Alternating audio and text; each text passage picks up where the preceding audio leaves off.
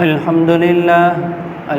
لله نحمده ونستعينه ونستغفره ونؤمن به ونتوكل عليه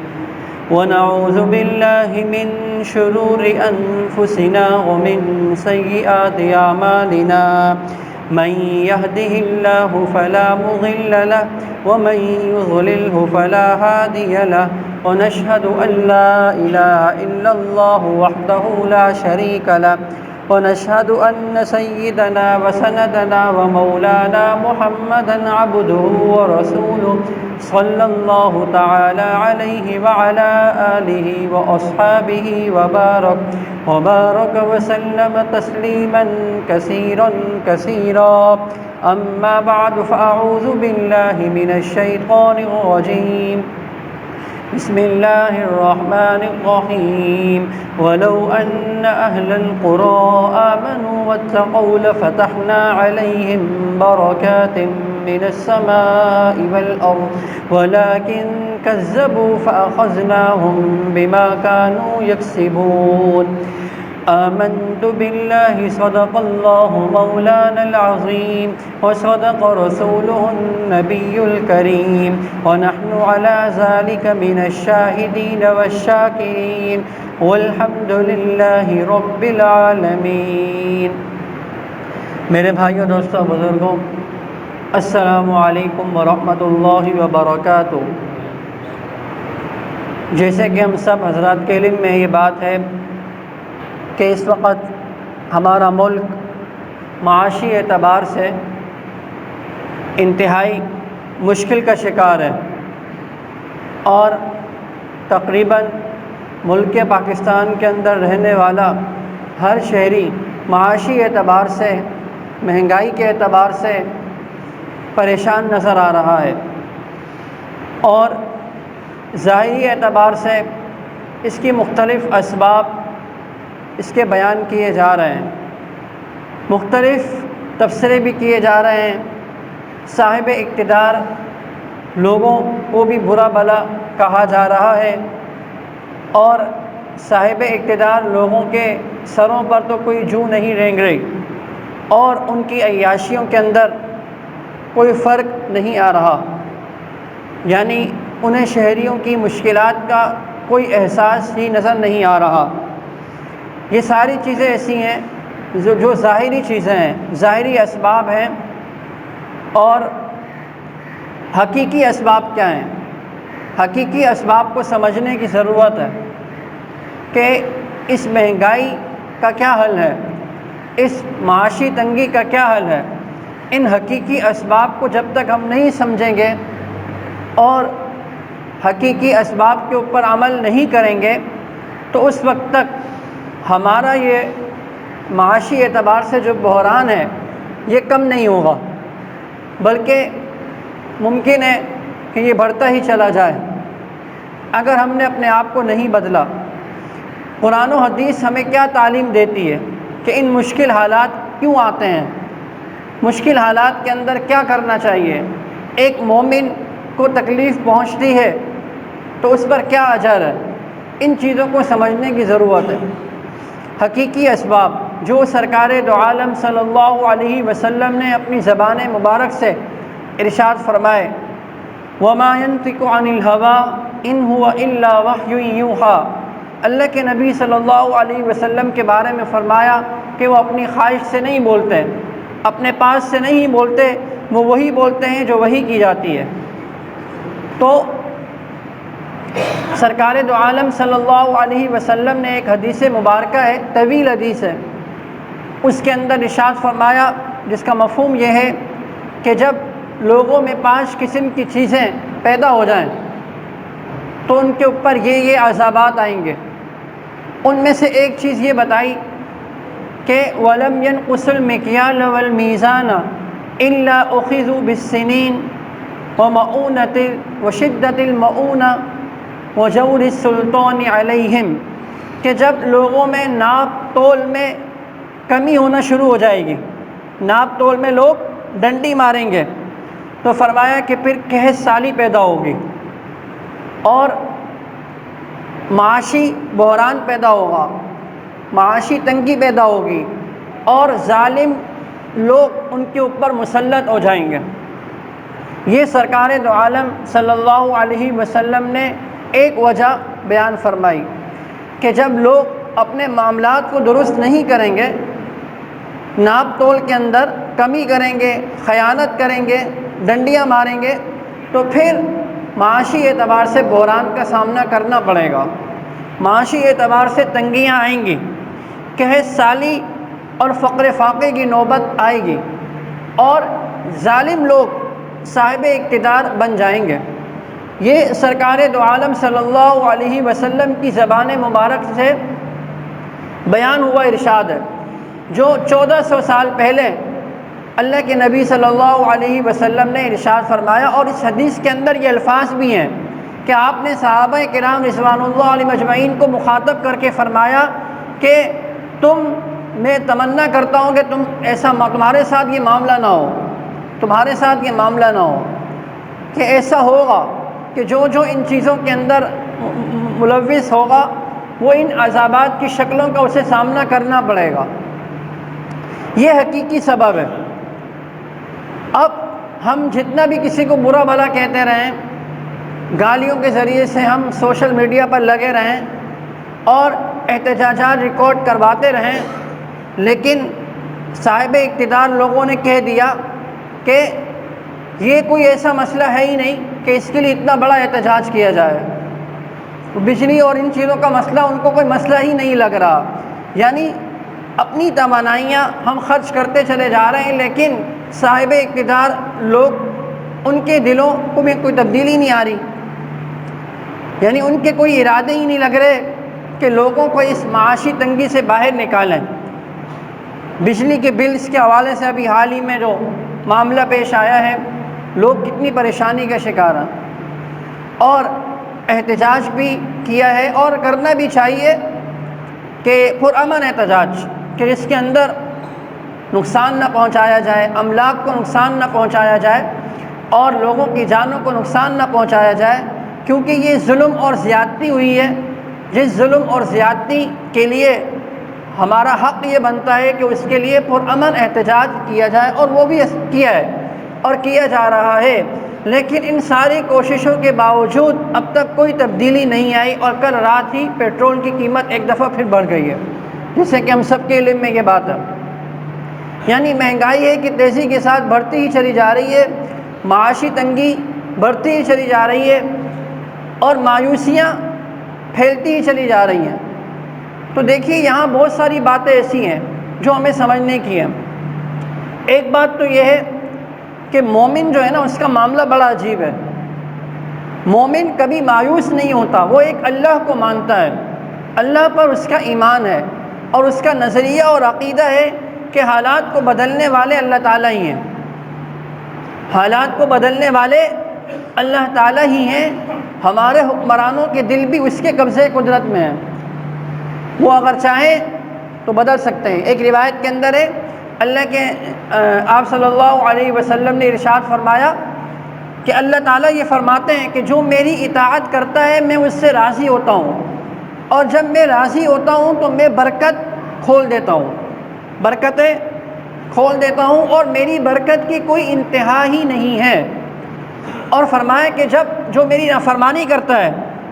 جو میری نافرمانی کرتا ہے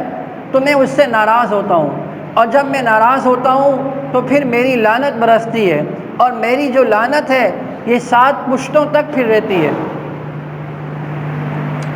تو کرنے کا کام، اب دیکھیے ہم نے سارے کام کر رہے ہیں، ہم لوگ تبصرے بھی ہو رہے ہیں، ریکارڈنگ ہو رہی ہے، لوگ اپنے اپنے بل لے کر احتجاجات کر رہے ہیں، سوشل میڈیا کے اوپر واویلا ہے، یہ ساری چیزیں ہو رہی ہیں، لیکن ہم میں سے ہر آدمی اپنے دل پر ہاتھ رکھ کر ذرا سوچیں مجھ سمیت کہ ہم نے اپنی زندگی کو بدلنے کا کتنا ارادہ کیا، ہم نے توبہ اور استغفار کی طرف کتنا رجوع کیا، اللہ کی طرف کتنا رجوع کیا۔ یعنی ہم میں سے کسی نے کیا 2 رکعت پڑھ کر ہی اللہ تعالیٰ سے مانگ لیا ہو کہ یا اللہ یہ جو معاشی حالات آ رہے ہیں، بجلی کا بل اتنا آ گیا ہے، یہ چیزیں اتنی آ گئی ہیں، مہنگائی ہوتی جا رہی ہے، یا اللہ اس مہنگائی کا خاتمہ فرما، 2 رکعت پڑھ کر ہی یعنی اللہ تعالیٰ کی طرف رجوع کتنوں نے کیا؟ یعنی ہم دیکھیں تو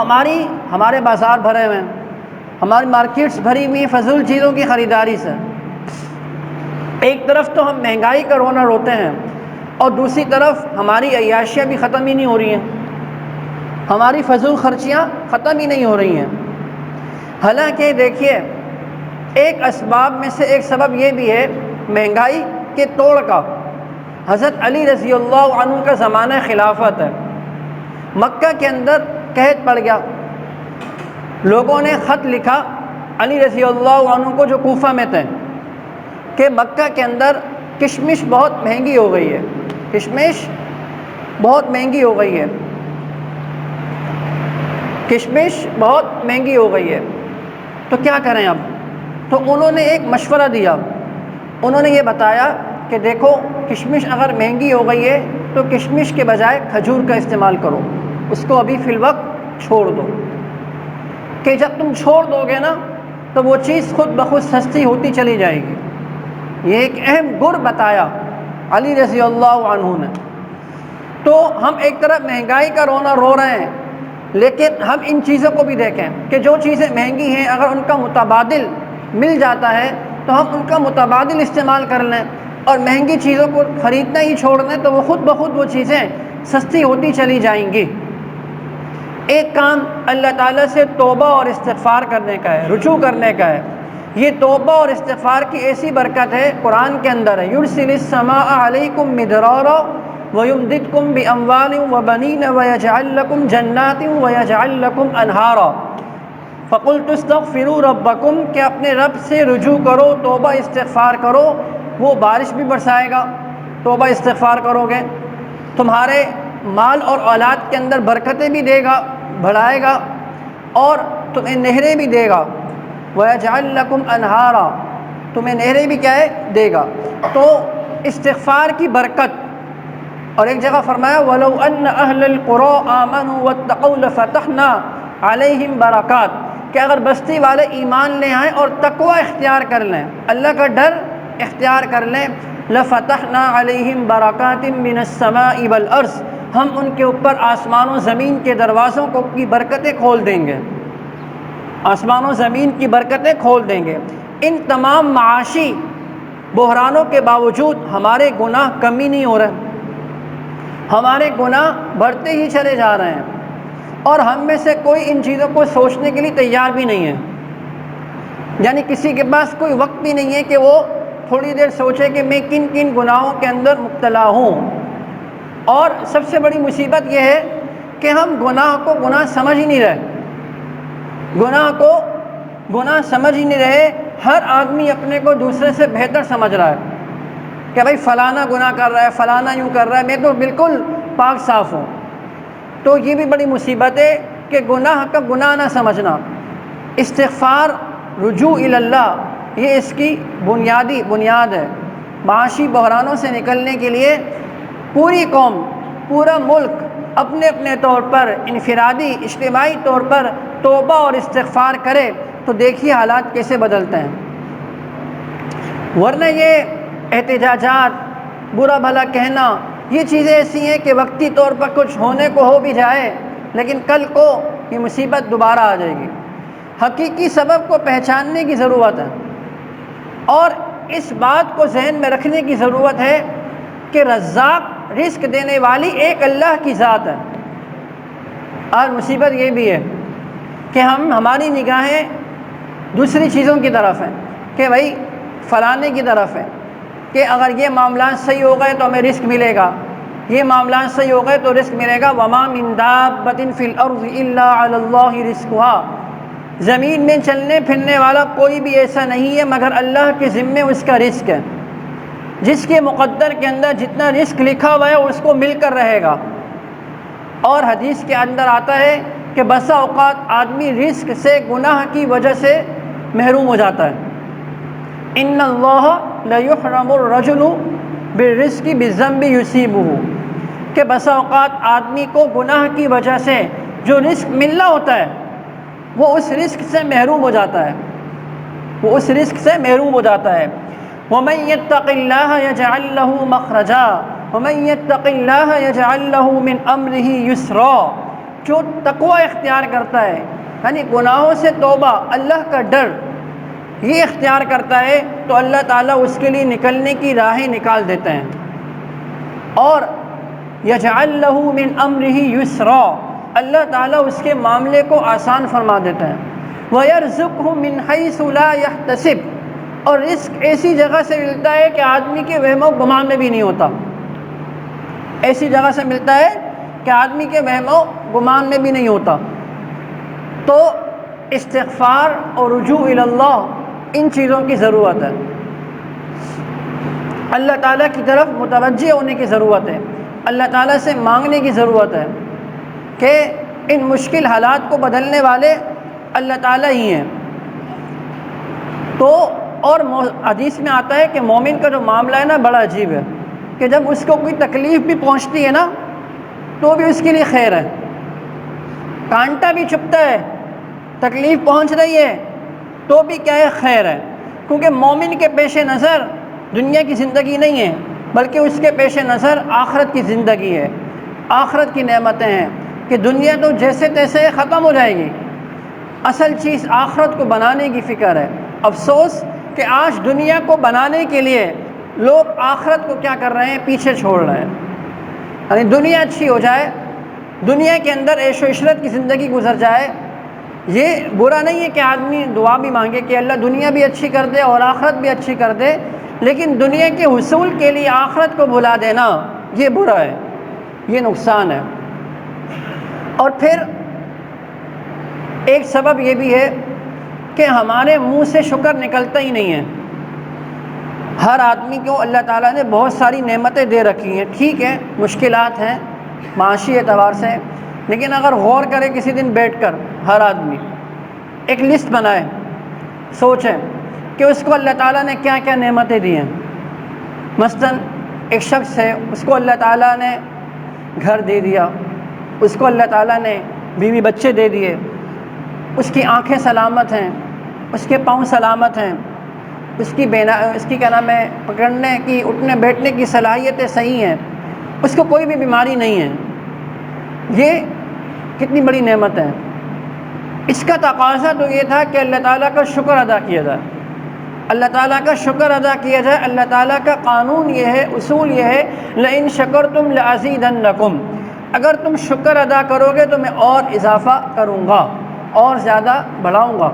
نعمتوں کے اندر اضافہ بڑھاؤں گا۔ تو ہر وقت ہم مہنگائی کا روتے رہتے ہیں تو یاد رکھیے یہ اس کا حل نہیں ہے، اور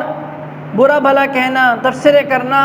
اس کے اوپر ہم اپنا وقت برباد کرتے رہتے ہیں، یاد رکھیے یہ اس کا حل نہیں ہے، بلکہ اس کا حل یہ ہے کہ ہمیں خود کو بدلنا ہوگا، ہمیں خود کو اپنے آپ کو بنانا ہوگا۔ ہر آدمی اپنے آپ کو دیکھے کہ وہ کن کن گناہوں کے اندر مبتلا ہے، اور پھر جیسے کہ حدیث میں نے پڑھی تھی نا شروع میں کہ ناپ تول کے اندر جب کمی ہو جائے گی تو پھر یہ چیزیں سامنے آئیں گی۔ آج ہم دیکھ لیں ہمارے معاملات کتنے خراب ہیں، ہم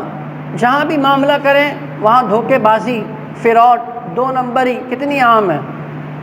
کتنی زیادہ عام ہے۔ ایک روایت کے اندر آتا ہے سرکار دو عالم صلی اللہ علیہ وسلم ایک مرتبہ بازار تشریف لے گئے، ایک شخص ہے جو اناج بیچ رہا تھا، تو اناج آپ صلی اللہ علیہ وسلم نے اناج کو اٹھایا تھوڑا سا، جیسے کہ چیک کرتے ہیں نا لوگ چیز کو، تو دیکھا کہ وہ گھیلا گھیلا سا ہے، کچھ گھیلا محسوس ہوا،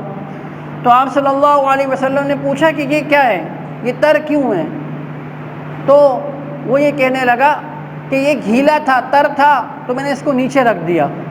یعنی اس کو تھوڑا سا چھپا دیا کہ لوگوں کے سامنے نہ آئے۔ تو اللہ کے نبی صلی اللہ علیہ وسلم نے فرمایا کہ تم نے اس کو اوپر کیوں نہیں رکھا، یہ جو تر اناج تھا تم نے اس کو اوپر کیوں نہیں رکھا؟ تو ہوتا ہے نا ہمارے ہاں بھی چیزیں بیچ رہے ہوتے ہیں، ایک ہی چیز ہے جو خراب ہوتی ہے وہ کیا ہے نیچے ہو جاتی ہے اور اچھی اوپر رکھی ہوتی ہے۔ اب آدمی تو لے جاتا ہے، لیکن گھر پہنچے ڈالی چیز پتہ چلا کہ اندر سے اتنی خراب نکل رہی ہے۔ انگور ہے، انگور اوپر اچھے رکھے ہوئے، اندر خراب، پتہ نہ چلے کسی کو. لے گئے اٹھا کے, دیکھا اندر سے خراب نہیں کر رہے ہیں, چند دانے صحیح ہیں, کیونکہ وہ چھپا رہے اور خراب تھے وہ کیا تھے, وہ اندر رکھے ہوئے تھے. سیدھا سادہ آدمی تو لے کے چلا جائے گا. تو اللہ کے نبی صلی اللہ علیہ وسلم نے فرمایا کہ دیکھو تم نے اس کو اوپر کیوں نہیں رکھا, اور فرمایا من غش فلیس منا, جس نے دھوکہ دیا وہ ہم میں سے نہیں ہے. جس نے دھوکہ دیا وہ ہم میں سے نہیں ہے. آج ہمارے معاملات ہی صحیح نہیں ہیں. دھوکے بازی, فراڈ, 2 نمبری, یہ ہمارے یہاں عام ہے مارکیٹ کے اندر, ہر چیز کے اندر. آپ کوئی چیز بھی بنوانے جائیں گے نا, کوئی چیز بھی بنانے جائیں گے کہیں بھی, تو وہ بڑھا چڑھا کر, جہاں ایک طرف بیچنے والا جھوٹ بول رہا ہے وہیں خریدنے والا بھی بڑھا چڑھا کے جھوٹ بول رہا ہے. حدیث میں آتا ہے کہ اگر بیچنے والا اور خریدنے والا اپنے معاملات کو درست رکھیں, یعنی کوئی عیب ہو تو بتا دیں, اور خریدنے والا بھی جھوٹ نہ بولے, سچ بولے, بیچنے والا بھی عیب کو نہ چھپائے